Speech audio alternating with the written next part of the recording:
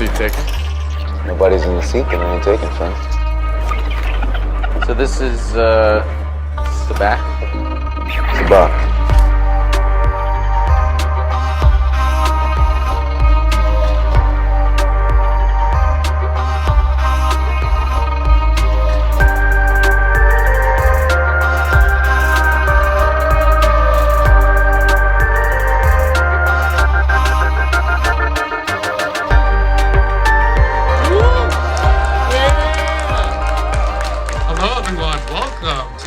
Rebels became an all-time Star Wars story. My name is Andres Cabrera. I will be the moderator for this panel. Now, what you just saw was the first and final trailer of Star Wars Rebels, which already goes to show the growth of the show throughout its 4 seasons. We will be talking about the rise of Rebels on this panel, its impact on the audience and the larger Star Wars universe. We will also take a look at the future of these characters and where they can go next. We will also be doing a very special giveaway, so make sure you guys stay to the end because you can win those prizes, which are right up here. Now, joining me to do all that, we have an amazing group of panelists. But before we get to anything else, we on this panel want to say that we stand with the Animations Guild strike currently going on against the studios.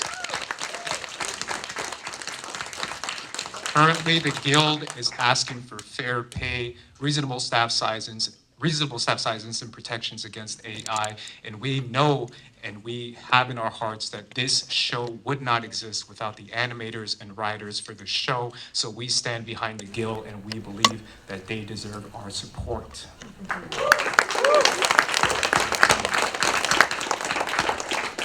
All right, let's introduce our group of panelists. So I want them to go down the line. They're gonna introduce themselves, tell us where they can find you, and just for fun, tell us the first Star Wars movie you guys saw in theaters, and we'll start with you, Crystal. All right, my name is Crystal Kyber, like the Kyber crystals, and I am a professional makeup artist, and I kind of find a way to do makeup and Star Wars on YouTube, so you can find me there. My first Star Wars movie that I saw in theaters was The Phantom Menace. Hello, I am Camela. I am a cosplayer, and you guys can find me on Instagram under Camela with like 2 extra A's at the end, and then Camela Tano on TikTok. But the very first Star Wars movie that I watched in theaters technically is Revenge of the Sith when I was baby. But the one that I can remember is the Clone Wars movie. Yeah. Hello, my name is Isabella. You may know me as Isabella Amadala online. I share my cosplay and fandom fashion, and the first movie I watched in theater was The Phantom Menace.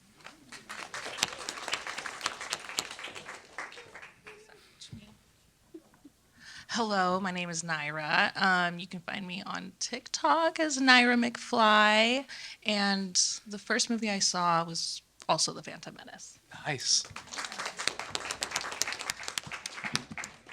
Hi, I'm Jasmine. You might know me as that one nerdy fangirl on TikTok and Instagram. I cosplay, and the first movie I saw in theaters was The Phantom Menace. How? Hi, I'm Katrina. I'm the assistant producer of the Looking for Leia documentary series. And my first it was the 1997 re-release of Return of the Jedi. Nice.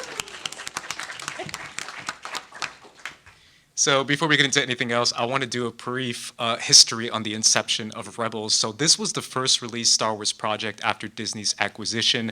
Dave Filoni, Simon Kinberg, and Greg Weisman were brought on board to develop a brand new animated show with entirely original characters set before A New Hope. The creative team were inspired by Ralph McQuarrie's concept art for the original trilogy and wanted to bring it to life. This led to the idea of a Motley Crew team of all different backgrounds coming together to fight back against the Empire and eventually form into the Rebel Alliance. From that, we got Rebels. Now, if we turn this panel into a question, how Rebels became an all-time Star Wars story, the answer would be there's a lot of reasons why. But I feel like the main reason why is the personal connection an audience member can establish with these characters, the story and its world, which is why I want to open up to the panel the very first question, which I think is the most important question. What does Star Wars Rebels mean to you? This could be a personal connection that you guys have, a personal story, anything like that. And we'll start with you, Crystal. All right, so Star Wars Rebels to me is all about doing what you believe is right, even if it goes against the grain. Whether it's against the Empire or your fellow rebels, it's really about following your heart and being true to yourself. Star Wars Rebels to me, honestly, I see myself in every single character given. And, you know, growing up with them at 10 years old, it was really nice to see myself grow up and attain their personality traits. I see the artsy and the stubbornness from Sabine, the really, as my dad would like to say, my little snappiness and chopper, and it's just something that has grown on me and I have grown into as well. For me, Star Wars Rebels is all about found family, and I think that's one of the most beautiful parts of the show, and I definitely feel that within the Star Wars community that I've gotten to experience over the years, and I think it's just so special that you can have this connection with people that you've become friends with and they've eventually felt like family, so that's what I love most about it.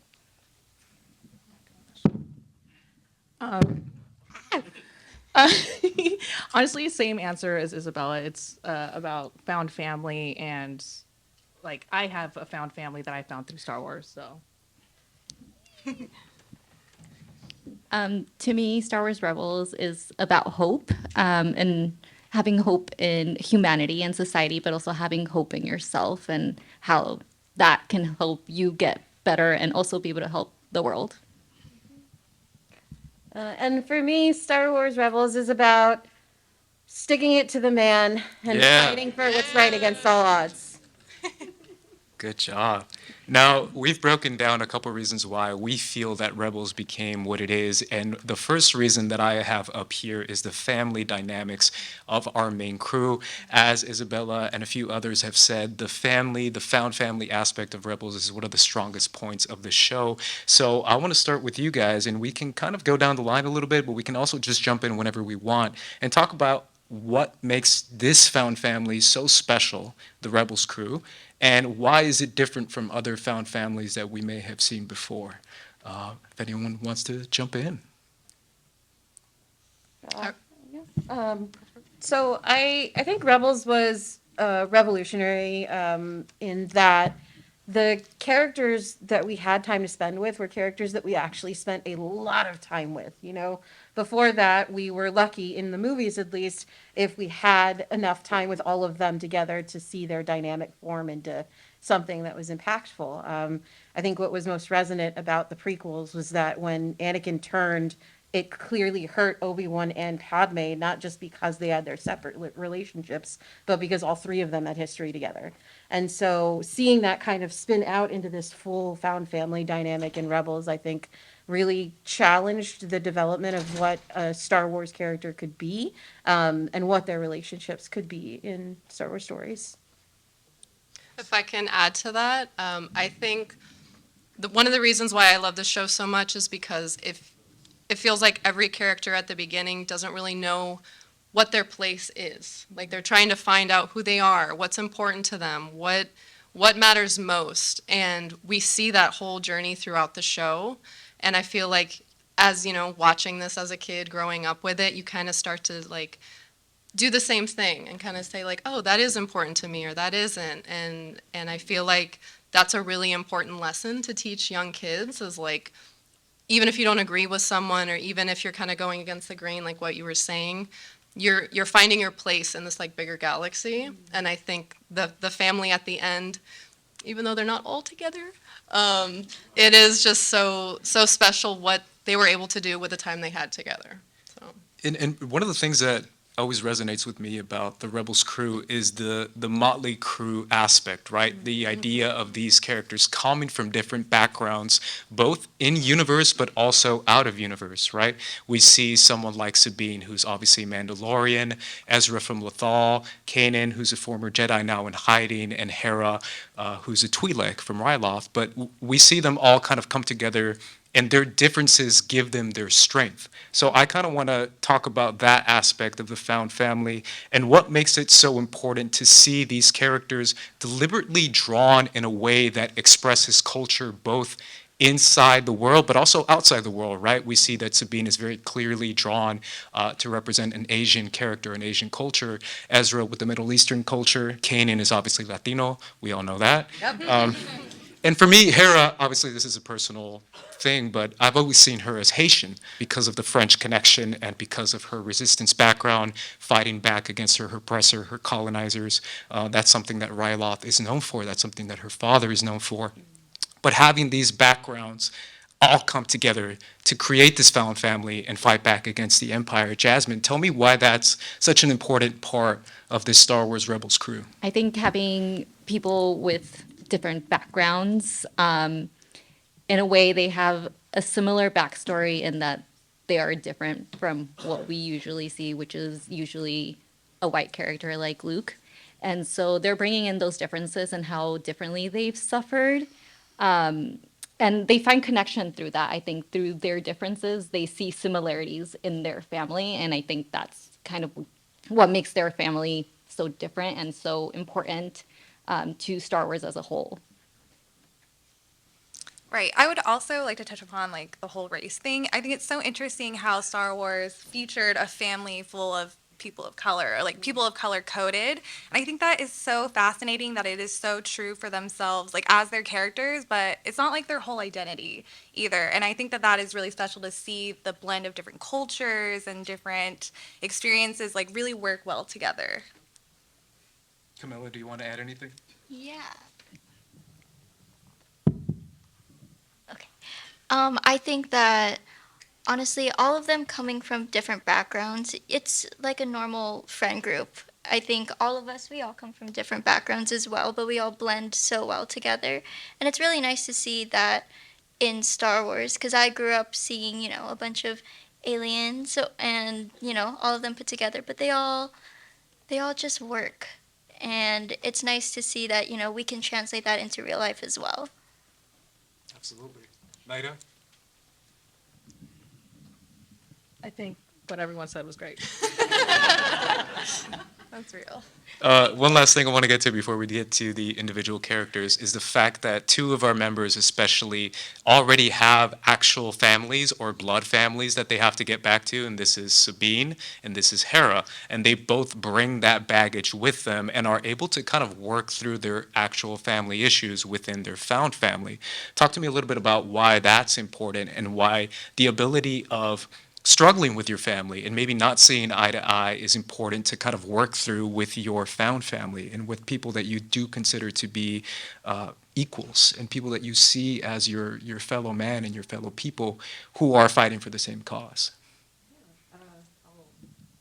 So when you were talking about that, I immediately thought of that one episode. I forgot exactly the name of it, but it's a Hera and Sabine episode, and they have to work through like some really ridiculous odds together. And I think what it did was it challenged Sabine's perspective of her relationship with her mother by having that interaction with Hera, being under pressure and seeing what a motherly figure could be like, and understanding that even Hera has faults of her own. I think it really opened up Sabine's perspective and like helped get to the eventual healing of her relationship with Ursa. So, yeah. Absolutely. All right, guys. Without our characters, none of this would work out. And everyone has favorite characters. We all have our favorite crew members of our Ghost crew. Katrina was here beforehand, hyping each one up. But now I asked my panelists to rank their top 5 Ghost crew members besides Chopper, because we all know that Chopper would be number 1. But I asked them to rank their favorite Ghost Crew members 1 through 5, and what they don't know is that they haven't seen each other's rankings. So this is going to be their first time seeing each other's rankings. So let's take a look at what our panelists decided were their favorite Ghost Crew members. So it looks like Jazmin, Crystal, and Camela both all have Sabine at number 1. Jazmin has Kanan at 2, Ezra at 3, Hera 4, 5, Zeb. Katrina has Hera at 1, Nayra has Kanan at 1, Isabella has Chopper, and she didn't count Zeb. I just love points. So my first question to the panelists is, why do you guys hate Zeb? Actually, I'll speak up for Zeb. When I just rewatched Star Wars Rebels, and Zeb is such an underrated character. We do not give him such enough appreciation. His episode Legends of the Lasat is so good, and there's so much lore for the Lasat, and just seeing just his progress throughout that episode, and just his character development, not just with his background and coming to terms with what he went through, but also his relationship with Ezra, because Ezra kind of helps him out kind of to understand what actually happened with the Lasats and how it's not his fault. So, you know what? I love Zeb. He definitely should be higher, but I just love the other ones a lot more. Sorry. So obviously we have a lot of Sabine at number 1. I personally feel like Sabine is one of the best characters in all of Star Wars. I feel like she's complex, compelling, has to overcome a lot in her life. So let's start with Sabine Ren. Let's talk about what makes her such a special Star Wars character. And I'll go to you, Nayra.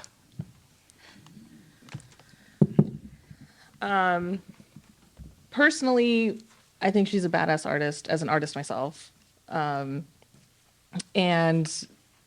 kind of being like the black sheep of the family, I appreciate that she found individuality in a type of, like with the Mandalorians, I feel sometimes they all kind of look the same, follow the same, but finding her family where she could be accepted for who she is I think my favorite part about her. Yeah, I feel like the waking up of her family, her culture, right? The fact that she was rejected by her own family, she feels ostracized by them, and the fact that she has to go back to them and almost kind of pull them out of where they're from. One of my favorite lines in all of Rebels is Kanan saying, "Your family is in a prison, one of their own making. It's up to you to get them out of it." This idea of her struggling with her family aspect and kind of pulling them away from the imperial brainwashing. Crystal, talk to me about why that's so important and why that's a big part of her character. Sure. I think Sabine's story is so interesting. Like, she was part of the Empire, and it was like for her family, and she had to really betray her family to do the right thing, which is kind of devastating. And Sabine is Asian, and it's really hard to like break out of like this Asian disappointment, especially for your mother, like a tiger mom, like and as an Asian woman myself, it's very hard to step outside of those like restraints and be a creative person and really flourish, and to just step outside your family is really hard. And then to also have to bring them back to the good guys, and they want to kill you and your friends. Like, I don't know. It's crazy. Her journey is crazy. I respect her, and she's really true to herself. Camela, talk to me a little bit about Sabine, her struggle with her family, and then kind of finding her own identity both within Mandalorian culture and away from Mandalorian culture. I think that, Sabine, as she said, she is Asian. So having the generational expectations of, the Asian parents of you have to be one way, you have to be this way. And so, Sabine had to follow the traditional, I'm a Mandalorian warrior. But no, she found her way through art. And I think that her breaking out of that is just the best story for her. Isabella, Sabine had to overcome a lot in her life, obviously with her family, but also her regret and her pain as far as creating that weapon that killed a lot of her people. Talk to me a little bit about her overcoming this pain. Yeah. So I really like Sabine in that she finds a way to move past her past, which is something that takes everything to, first of all, accept that you made a mistake. and then see how are you going to fix it? How are you going to help the people that you've hurt? And that is one of the biggest lessons you will learn throughout your life. And I just think it's really inspiring that she maybe didn't start off on the right path, but she kind of like took a moment, realized, okay, what can I do to be a better person, to help those around me, instead of hurt those around me. So I think that's probably one of the most powerful parts of her journey, and I think it's really cool. So, yeah. Yeah, Katrina, go ahead.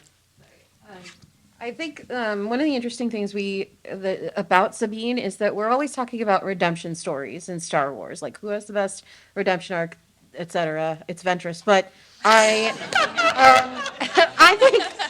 think the thing about Sabine is that like people don't realize her story is a redemption story. It's a redemption story not just to her people but to her. She's atoning because she knows what she did was wrong and it caused all this murder and she makes that conscious decision as a teenage girl, by the way.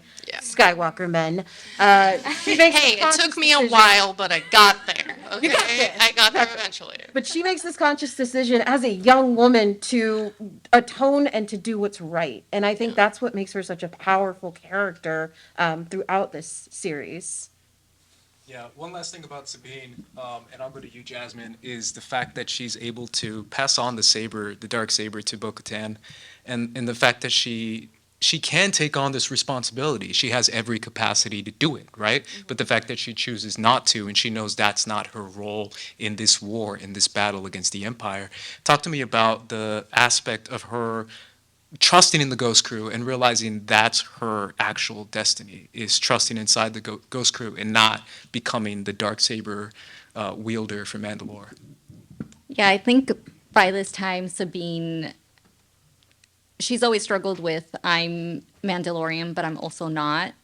And, it's kind of like, how we as, like, Latinas, but we're also American, Asian, but also American, you're fighting two sides, and I think she has finally found who she is. She knows what she wants, and she knows what she can do, and she knows that she's not meant to lead the Mandalorians, but she's fully aware that Bo-Katan is very capable of doing this, and she knows where she belongs, which is with the Ghost Crew. And I think that's very big of her to know that, to fully understand that, especially like you said, at that age. To be able to understand that is absolutely amazing, which I think is why she is one of my favorite characters. Mm-hmm. Let's move on to Ezra, who's our protagonist in this show. Talk to me about what makes Ezra a different protagonist from anything we've seen in Star Wars before. And I'll jump to you, Camela. So I think that one thing that makes him very, very special in this story is that he opens up the Sith holocron, which not a lot of people talk about. I was just rewatching it last night, and I was like, why do we not talk about this more? Like, he actually opened that up. He went into the Sith temple. But I think that his story of, growing up with being an orphan, it's really hard emotionally on him. And so him finding his family within Kanan and Hera, it really shows, how real life is as well. Just like when you find your family, as well as, finding yourself, whether that may be what, your father figure may want or not, it shows the individuality that I think Star Wars was trying to portray with him. And I feel like that's such a big part, is the relationship between Kanan and Ezra.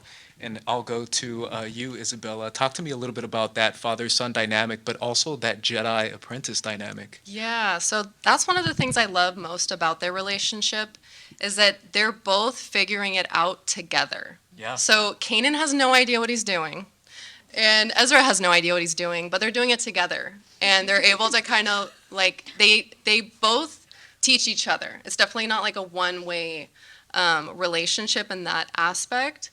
And I just think it's so special that they do kind of have this like fatherly bonds, but they're really not that far apart in age, versus kind of what we've seen, like, Yoda's 800 years old or however old he is. I feel like they don't feel a lot of times the Jedi masters and apprentices don't feel too close or too much like equals, but I feel like Ezra and Kanan are like, they're like, we don't really know what we're doing, but we're trying our best, and that's what matters. So I think that's what makes their relationship unique, in that they have that relationship, as well as the entire Ghost crew kind of has that relationship of like, we don't know what we're doing, but we're doing it together, and we'll get through it. So Yeah, the fact that Kanan and Ezra have to go on these like insane magical Jedi missions together, while at the same time the rest of the crew is trying to do something like, I don't know, feed a planet that's currently being invaded by the Empire. No The big- fact that these seem to be contradicting missions, but the fact that they align so perfectly inside of Rebels is one of the most fascinating aspects of both Kanan and Ezra. Talk to me a little bit about that, Nayra, the fact that their Force magical journey coincides with the Ghost crew and their central theme.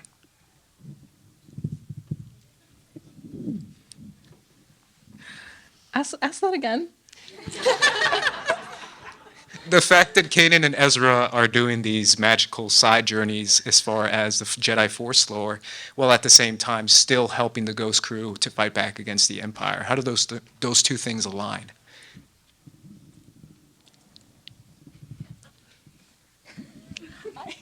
So I'll help her out a little bit. But Hi, I'm very nervous.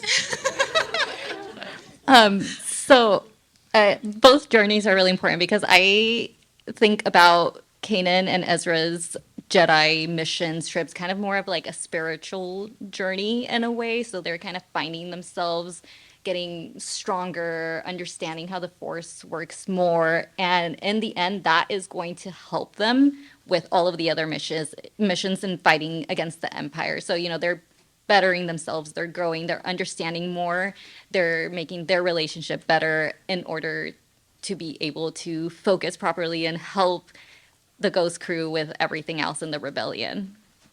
Yeah. What she said. All right, I think it's time to get to the GOAT of this crew, and that is Hera Syndulla. Oftentimes, Hera is kind of placed to the side as the space mom of the crew, the leader of the crew, the strategist of the crew.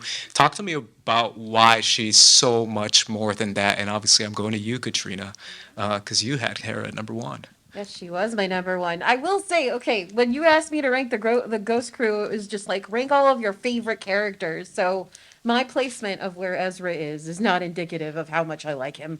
It's just like I liked everybody just a little bit more, and then he was there. Anyway, I think Hera is such an interesting character because she's someone.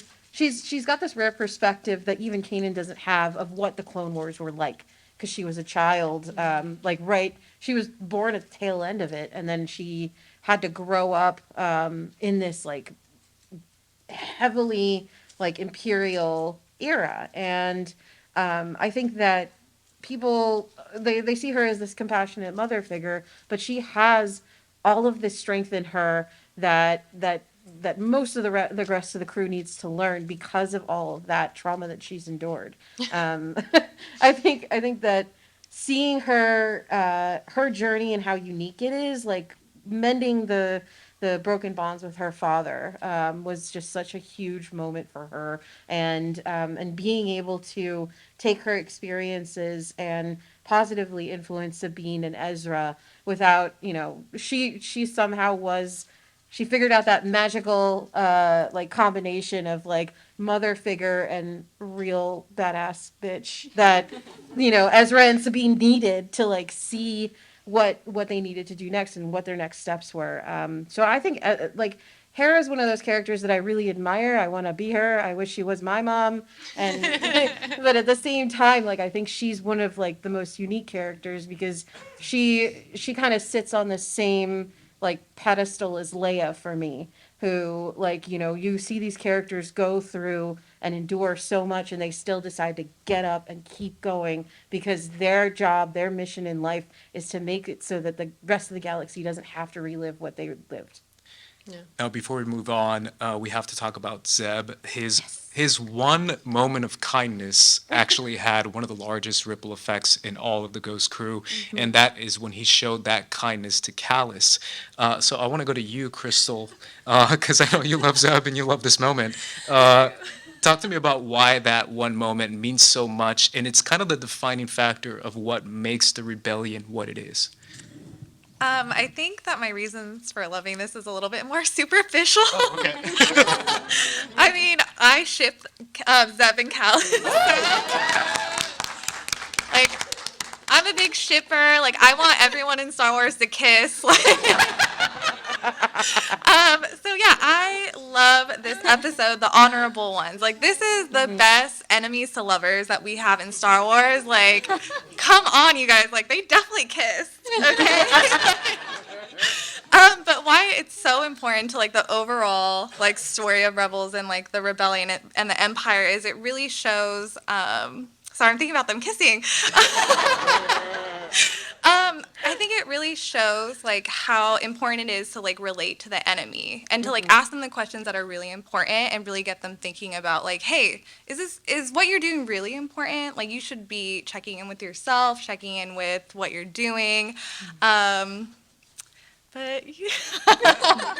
I absolutely need to tap into that with. I think that it was so cool to put Zeb in that formula of episode. So this episode is inspired by a movie called Enemy Mine. And it's about to make it very simple, two opposing people who have opposing like theories in life, and they are forced to work together in order to. It's like a person and an alien, but anyway, very much like this, and they're forced to work together to escape the bonds that they've been put in. And this was also done in Star Trek: The Next Generation in an episode called "Enemy of My Enemy." And I love these situations because it challenges people to look at the other perspective without telling them that the other perspective is right. You know, it's more like you are put in these situations so that you understand how other people think, so that your empathy grows. And I think that was what really happened for Zeb. Like, of course, he and Callus definitely kissed and made out, but understanding where Callus was coming from and showing Callus where he was coming from and what that involvement Callus had, like what that impact was on him, I think radically changed not just Callus's path, but Zeb as well. It made him, you see after that, he becomes more patient with Ezra. He's more willing to do like the hard stuff because he's had that moment of clarity with Callus. Absolutely. Now, obviously, we're forgetting one more Ghost Crew member, and I couldn't let him. I put like 2 clips of like my favorite Chopper moments. Yeah, you gotta let the Chopper sing. Choppers rig their own weapon against them. It's pulling everything in.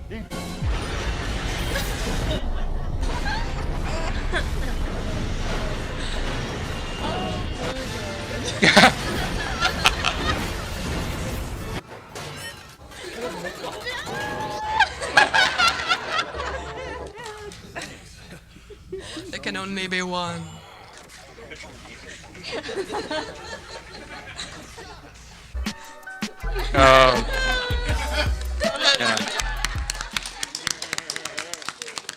Shout out Chopper. So before we get to, I obviously wanted to talk about Thrawn because I do feel like he is an iconic villain. What makes Thrawn the perfect villain for this Ghost Crew? Anyone can jump in. He has a lot of challenges with the rest of the Ghost Crew and all of that, but I love the fold that he becomes for Hera specifically. Yeah. I think that was such a huge part of her story, was having this person come in and like psychoanalyze her entire culture, and he still, despite being like the greatest mind of the Empire, like he still didn't get it, you know? And I just loved seeing Hera work through that, and become this like intellectual challenge to him. I think is one of the coolest things. If they don't meet again in Ahsoka, I will riot. Before we get to our last part of our Rebels, what makes it great is I really want to talk about the idea of that, what you just mentioned, right? The idea that Thrawn represents this intelligent aspect of the rebellion, but the fact that our Rebels crew uses hope, community, heart, courage, justice, all these themes that we've seen in Star Wars before, the idea that Rebels combines all of them together to show what it takes to fight back against the Empire. And I kept going back to a quote from Jecki, R.I.P. Jecki, from The Acolyte.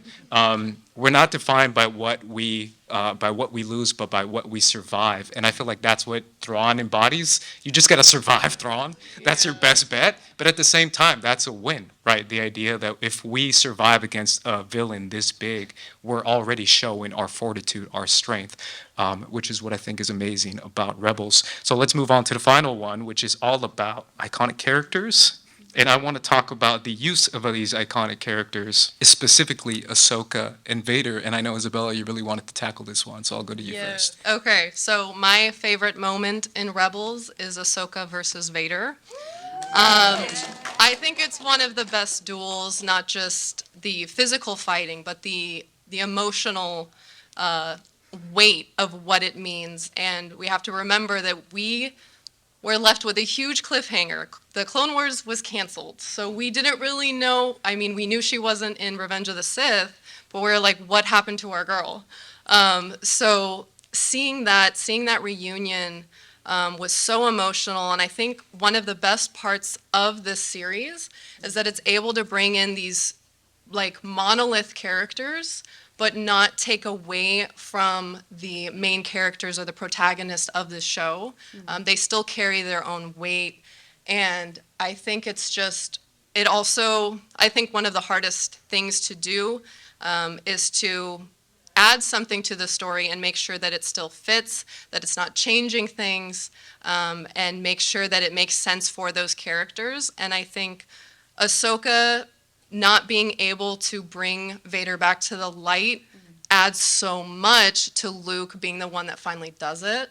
So I love that. I think that scene adds so much to Return of the Jedi, and that's why I love it so much. Yeah, Camela, talk to me a little bit about what Ahsoka's return means to Rebels and what it means to her character.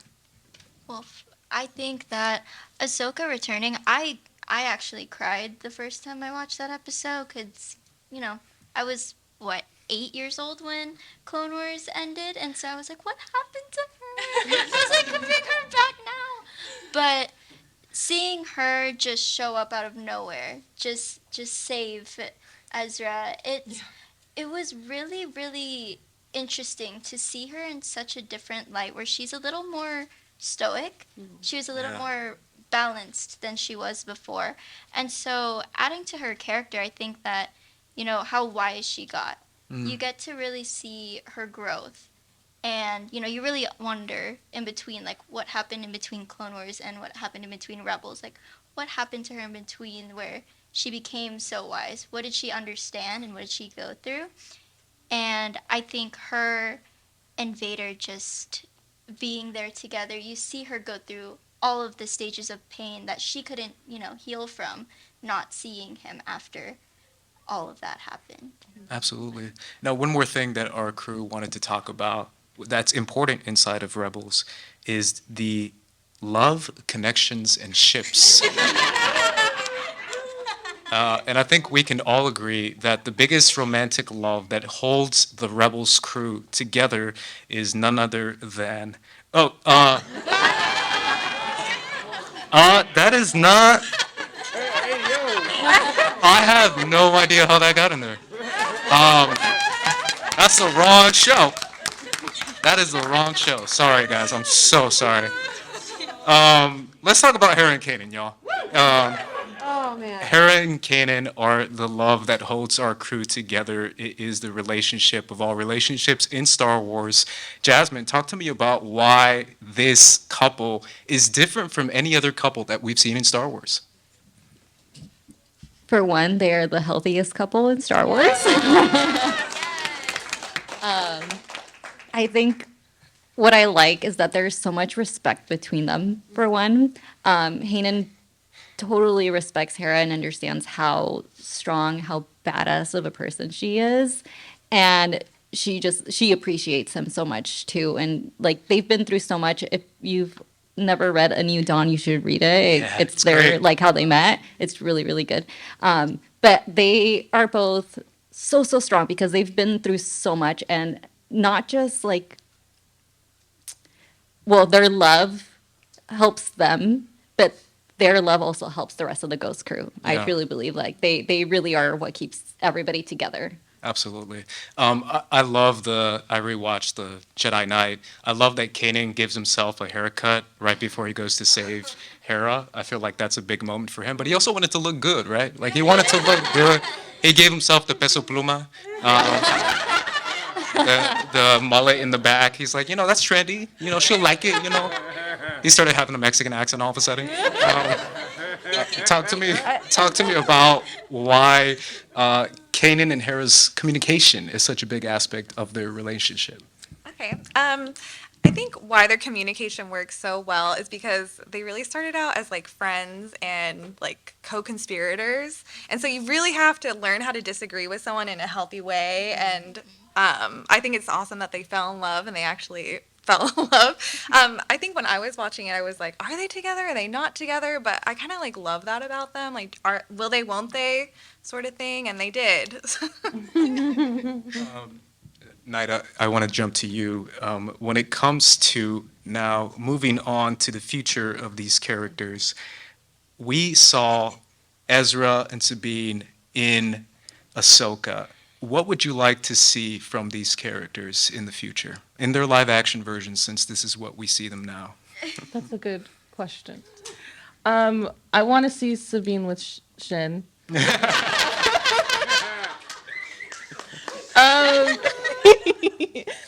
And I really am curious to see the man that Ezra grew up to be. Yeah. Yeah. Which I feel like we didn't see that yet officially in Ahsoka. Obviously, what we saw of Ezra, I feel like we can all agree, like it's really good, but it's only about an episode and a half, 2 episodes, so it's a little bit too short.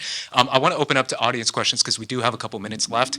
And for anyone who asked a question, you guys get first dibs on whatever's up here. So first question right here. I was just curious about your guys' opinion, mainly towards this family dynamic with Zeb and the rest of the crew, because we talked about how Hera's like the mom, Kanan's the dad, but his maturity, I'm not sure if we put him as an uncle or more like a brother. And what do you guys kind of see him more as? I think it depends on who he's relating to specifically. One of the cool things about Rebels is that everyone has this like very unique dynamic. There's always like one line going one way, one line going the other way. So I think it's really who he's interacting with, because he's clearly, he's on the same level of adulthood as Kanan and Hera, and they respect him for that. And then he is also very much a big brother to Ezra. So if we were to like place this, I would say he was a late born uncle of Ezra. So he's just a little younger, but not too much younger in mentality. So yeah. And then you get first dibs on whatever's up here. Yeah. Sir in the blue denim jacket in the back, your name and question. Hi, my name is CJ, huge Rebels fan. I have a question. What is your guys' favorite Rebels episode? Ooh, good question. Can I go first? Yeah, go for it, Crystal. My favorite episode is the one with Maul and Obi-Wan Kenobi. Twin Sons. Twin Sons, because I feel like it really wraps up like Maul's character arc and his story like so beautifully. Like we saw him for the movies, to the Clone Wars, to Rebels, and it is just such a great episode. The music, everything. Anyone else? Favorite episode? Trials of the Darksaber. Yeah, that's a great one. Anyone else before we go to next question? No? Sir, remind me your name, and then CJ, you can go ahead and pick either Kanan or Obi-Wan, not Obi-Wan, Ahsoka versus Maul, which is right up here. And then in pink, yes. This question isn't very deep, but what is your favorite of like Ezra's aliases that you come up with? Jabba. Yeah, Jabba. Jabba. Is it Jabba? Yeah. Well, I did see someone playing Outlaws recently, and they were like, "Oh my God, I met Ezra Bridger," and it was a picture of Lando. And That's hysterical. You can go ahead and get the last prize, and then we do have time for at least a couple more questions. I remember in a convention that Greg Weisman, he was one of the writers for season 1. He said in like a little interview that like originally he did write a planned romance between Sabine and Ezra, which we saw hints of in season 1, but then they abandoned that in the later seasons. Now I'm curious, like, out of everyone like that's in the Star Wars universe in the same time as like Ahsoka right now, who would you like to see Ezra paired with? Because honestly, I think he deserves. I've seen some amazing Ezra and Luke fan art. I love that. I love that. Okay, I said that. Yeah. Anyone else have an opinion on who Ezra should be with? I personally feel like he should just, be in nature. Living in a tree with some animals somewhere. Yeah. I feel like Ezra loves the trees and the animals. Any other question? We have time for, I believe, 2 more. Yes. I was just wondering what you think about the Mortis arc and how it plays into the final 2 episodes and then thus Ahsoka season 2. What your ideas or thoughts or theories are on that? Camela, I know you wanted to jump into that. Oh my gosh, thank you for asking. I love the Mortis gods. I think like the whole concept of the Mortis god mythology is so interesting because they're like this higher power. They're basically gods. They are gods. And so it's really like fun to see that put into another project because we saw only two-ish episodes in Clone Wars. And so then bringing it back into Rebels and then now seeing, that one tiny little, I think the statue in Ahsoka where he's pointing, I think it's really cool that they're bringing that back because it opens up more into what they could bring out of Legends as well. So we have time for one more question. One more question, all the way in the back. Do you have a question? Okay, in relation to the Mortis gods, what do you think they're gonna do with Ray Stevenson's character now that he's gone? Yeah. He mind knows I think somehow explain him not being the number. What do you think that happened there? So the thing about Star Wars is that it has a history of a bunch of amazing, talented people playing the same character. So I would love to see Baylan's story continued. I would love to see it cast with a great actor.